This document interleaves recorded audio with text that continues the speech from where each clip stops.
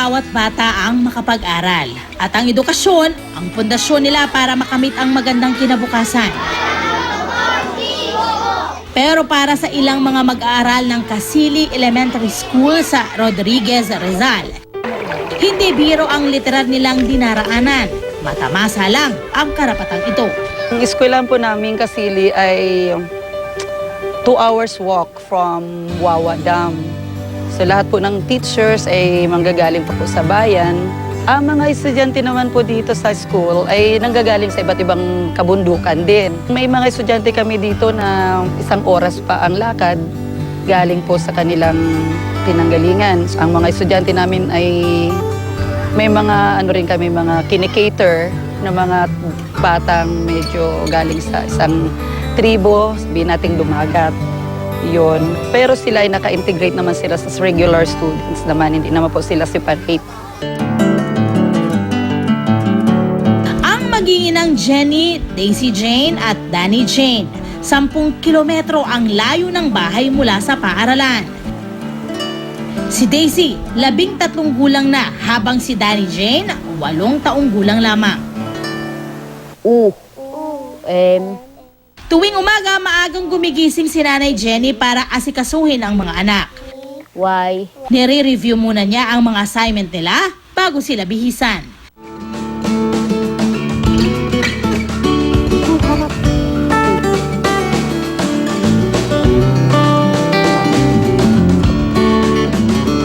Pero imbis na maiwan sa bahay o maghatid gaya ng ibang mga magulang, pumapasok din si Nanay Jenny bilang mag-aaral.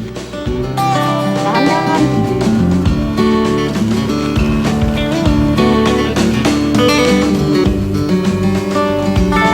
Lakad, diretso.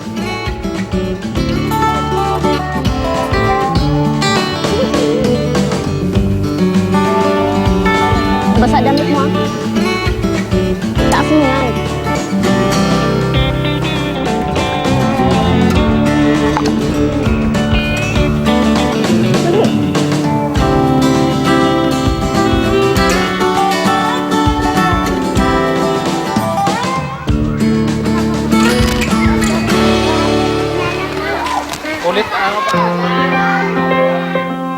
Grade 2 si Nanay Jenny at 2 taon pa lang sa pag-aaral.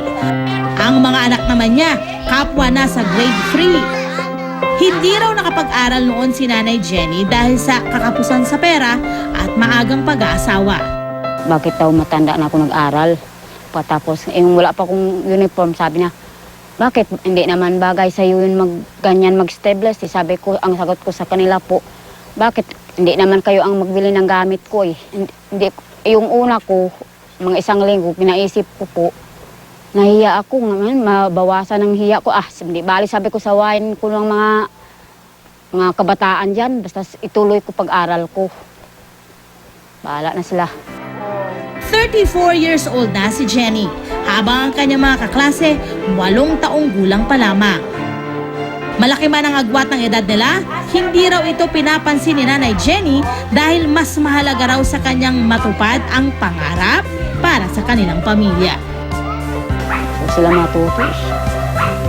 Hindi sila magpasaway. Kaya nang utusan mo, makinig sila sa akin. Hindi kung sigawan ako, hindi katulad ng ibang bata, kay minura pa yung magulang eh.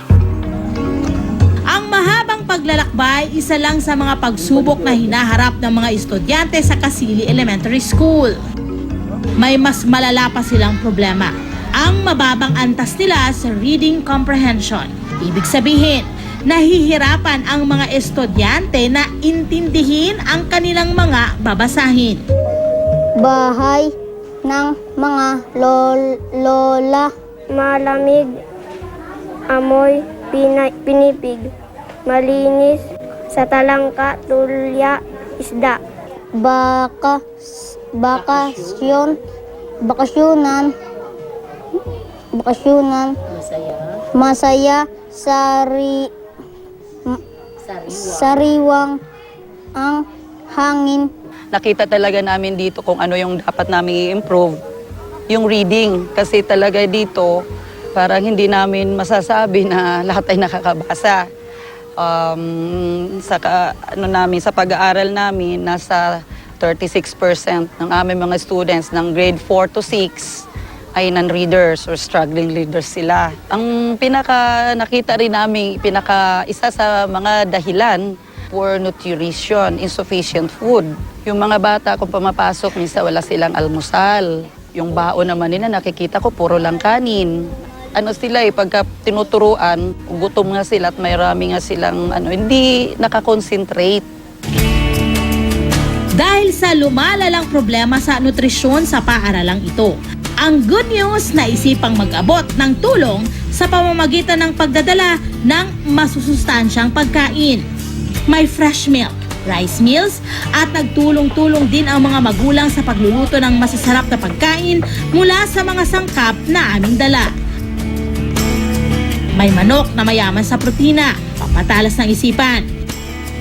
Meron ding ginisang gulay na mayaman sa potassium, calcium at fiber para mapalakas ang kanilang katawan.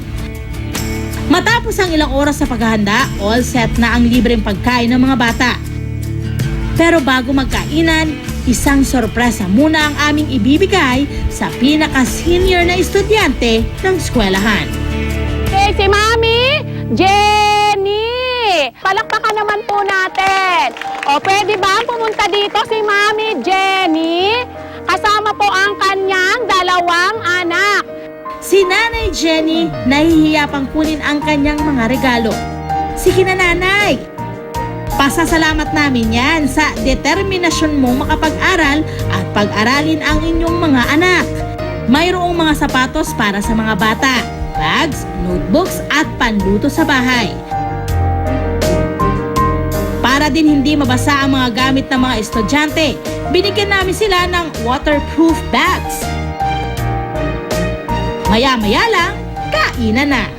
Ready na ba kayo kumain? Okay! Bawat subok kanilang ninanamnam.